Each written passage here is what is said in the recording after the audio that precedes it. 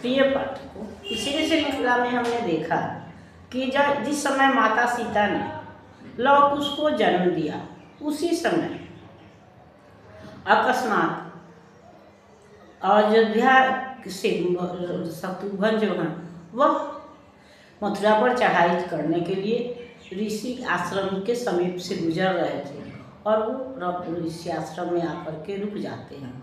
और प्राचीन परंपरा के अनुसार जो पुत्र जन्म के समय जो उत्सव मनाया जाता है या उस समय जो ढोल नगाड़े बजते थे, वो ढोल नगाड़े अपने आप बजने लगे। वह प्रकृति नियति से निर्धारित हो या दैव कृपा हो, जो भी हो, लेकिन पुत्र जन्म के समय जो उत्सव होना चाहिए वह अपने आप हो गया। और इसके साथ ही साथ जो जन्मगत जो संस्कार होते हैं, जन्म के बाद जो मनुष्य के संस्कार होते हैं जो पितृकुल से होते हैं, वह संस्कार भी दैव कृपा से शत्रुघ्न के हाथों ही हुआ। और हमारे यहाँ यह भी है कि पिता और चाचा को समान महत्व दिया जाता है। तो जो काम भगवान राम को करना चाहिए, अगर वो नहीं कर सके तो वह कार्य शत्रुघ्न ने किया। वाल्मीकि मुनि ने उन बच्चों को देते हुए उनका परिचय यह कहते हुए दिया कि ये बच्चे जो हैं वह सूर्यवंशी हैं, यह इसलिए यह तुम्हारे लिए भी या आपके लिए भी पुत्र के समान ही हैं, इसलिए इनके जितने भी जातक कर्म हैं वो आपको करना है। और शत्रुघ्न ने भी सहर्ष इसको स्वीकार किया और उसके समान कोमल या रूई से हल्के जो सीता के बच्चे थे, उनको उनका जो सकल जातक कर्म है उसे शत्रुघ्न ने किया और अपने गले की माला जो है वह उन बच्चों के गले में डाल करके यशस्वी होने का आशीर्वाद दिया। उसके बाद से शत्रुघ्न जो है वह तो मथुरा पर चढ़ाई करने के लिए, मथुरा पर आक्रमण करने के लिए मथुरा की ओर प्रस्थान कर गए। और माता सीता जो है वह अपने पुत्रों की देखभाल करने लगी या उनके पालन पोषण में अपना समय बिताने लगी। और धीरे धीरे करते ये सीता के जो पुत्र हुए वो वाल्मीकि मुनि का ज्ञान लेकर के, सीता की कर्मशीलता लेकर के और पिता का शौर्य या लक्ष्मण की खूबसूरती, जो लक्ष्मण जो थे वो अपने समय के सबसे सुंदर पुरुष थे। और हम यह भी जानते हैं कि कुछ गुण तो हम अपने आसपास के वातावरण से ग्रहण करते हैं, लेकिन कुछ गुण जो है वह हमको अपने आप मिलता है या जन्मगत होता है, जिसको लेकर के हम पैदा होते हैं। तो इस तरह से ये सीता के पुत्र जो है वह सर्वगुण संपन्न हुए। उनमें वाल्मीकि मुनि का ज्ञान था, गंभीरता थी, सीता की कर्मशीलता थी, भगवान राम की सूरता, वीरता, धैर्य था और लक्ष्मण का सौंदर्य था। इन सबको मिलाकर के ये बच्चे जो हुए वो सर्वश्रेष्ठ हुए। ये ऐसे दीप हुए, सूर्यवंश के वो दीपक हुए जिन्हें कोई भी हवा का कोई भी झोंका यानी कि कोई भी विषम परिस्थिति जो है वह इन्हें डिगा नहीं सकती थी। इनमें सूरता, वीरता, दृढ़ता, धैर्य, ज्ञान सबका इनमें समाहित था, सब इनमें समाहित थे। और इसका रूप हमको देखने को मिलता है जब ये भगवान राम के अश्वमेध यज्ञ के घोड़े को पकड़ते हैं। तो उस समय यह भी परंपरा थी कि जो राजा सुस्थापित हो जाता था, वह जब उसकी सीमाएं सुरक्षित हो जाती थी, तो महत्वाकांक्षा तो हमारे हर आदमी के अंदर होती है। हम एक काम कर लेते हैं तो उसके बाद से दूसरा काम करना चाहते हैं, फिर तीसरा काम करना चाहते हैं। तो उस समय की भी यह परंपरा थी कि जो राजा अपने को स्थिर समझ लेता था, सब तरफ से लगता था कि उसकी सीमाएं सुरक्षित हो गई, तो फिर आगे बढ़ने के लिए या अपने को सर्वश्रेष्ठ साबित करने के लिए वह अश्वमेध यज्ञ का जो है वह आयोजन करता था। और उस यज्ञ में उस राज्य के द्वारा एक अश्व जो होता था उसको सजा करके, उसको उसकी पूजा करके और उसके माथे पर एक पट्टी लिखकर डाल दी जाती थी। और यह सब जानते थे कि वह अश्वमेध यज्ञ का घोड़ा जो है वह निर्विरोध स्वच्छंद घूमता था, उसको कोई रोकता नहीं था। और वह जिस राज्य से होकर के गुजर जाता था वह राज्य हारा हुआ या उस राज्य में शामिल हो जाता था, विजित माना जाता था, इन्हें जीता हुआ माना जाता था। और अगर कोई राजा उसको रोकता था तो फिर उसको अश्व के पीछे पीछे जो उसकी सुरक्षा में जो सेना चलती थी उसके साथ युद्ध करना पड़ता था, उसको जीतना पड़ता था। तो या तो आप बिना युद्ध किए अपनी हार मान लीजिए या फिर युद्ध करके हार मानिए या जीत हासिल कीजिए, यह अगले राजा पर निर्भर था जिस राज्य से कि वह अश्व गुजर रहा है। तो भगवान राम का घोड़ा को उसको रोकने की शक्ति तो किसी के पास नहीं थी, इसलिए वह निर्विरोध तो सारे राज्यों से घूमता हुआ आ गया। लेकिन जब वह वाल्मीकि मुनि के आश्रम के समीप पहुंचा तो उन्हीं के पुत्रों ने उस अश्व को रोक लिया, उसको बांध दिया और उस अश्व की रक्षा के लिए या आती हुई सेना से युद्ध करने के लिए वो धनुष बाण लेकर के तैयार हो गए।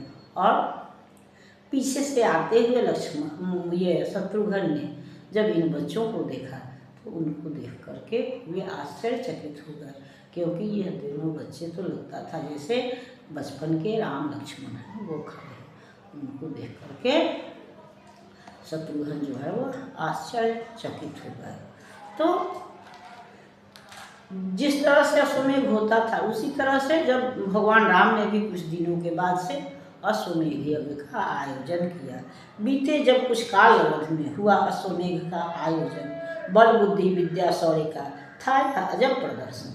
सुंदर सुसज्जित सुपूजित अश्व स्वच्छंद विचरता रहता था, उसकी रक्षा में सैनिक दल पीछे पीछे चलता था। जिस राज्य से होकर अश्व स्वच्छंद निकल जाता था बिना लड़े ही राज्य वह विजित समझा जाता था। किंतु कोई अगर अश्व को पकड़ चुनौती देता था तो तत्क्षण आती सेना से युद्ध भी करना पड़ता था। मार्ग देवे अश्व को या करे प्रतिकार, लाख रखें वीरता की या करे हार स्वीकार, यह आधारित था उनके बल बुद्धि और विवेक पर। मार्ग देवे अश्व को या होंगे वे युद्ध निरत।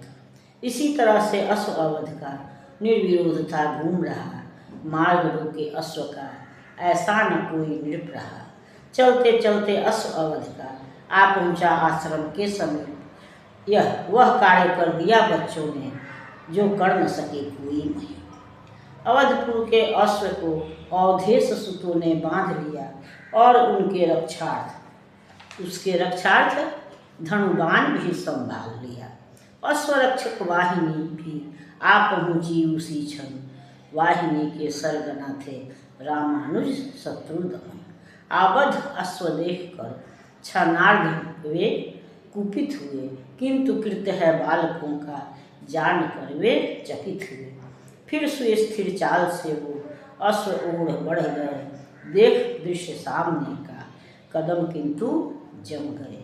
बाल रूप राम लखन थे धनुष बाण लिए खड़े, बिना लड़े अश्व न देंगे इसी बात पर थे अड़े। शत्रुदमन ने इन बच्चों को बहुत देर तक समझाया, अश्व की महत्ता और युद्ध की भयावहता भी बतलाया। अश्वमेघ का अश्व पकड़ना काम नहीं है बच्चों का, पढ़ना लिखना और खेलना यही काम है बच्चों का।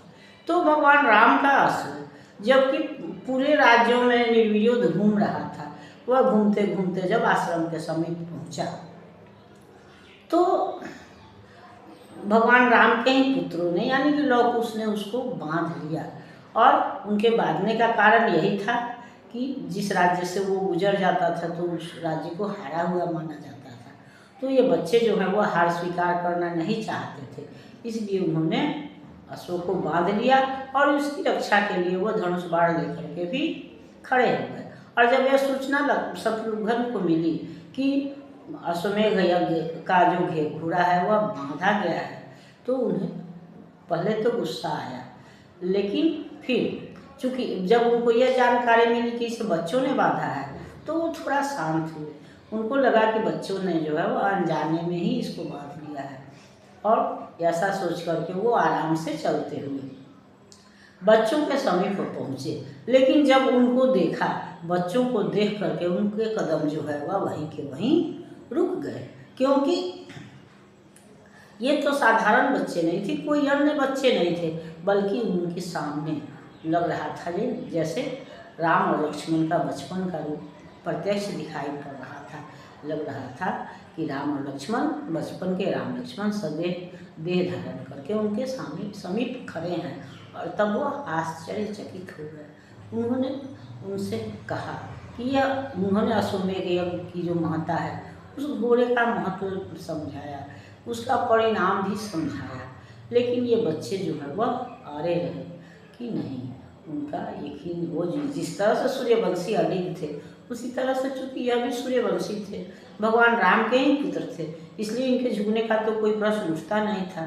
इसलिए ये जो है वह, इन्होंने कहा कि नहीं, बिना जीते, बिना युद्ध किए मैं, हम लोग अश्व नहीं दे सकते हैं।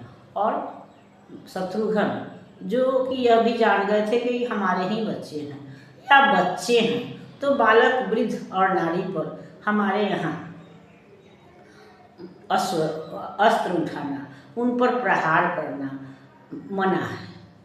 तो इसलिए भी उनकी कोमलता को देख करके शत्रुघ्न जो है वह उन पर प्रहार नहीं करना चाहते थे, लेकिन यह बच्चे भी मानने को तैयार नहीं थे।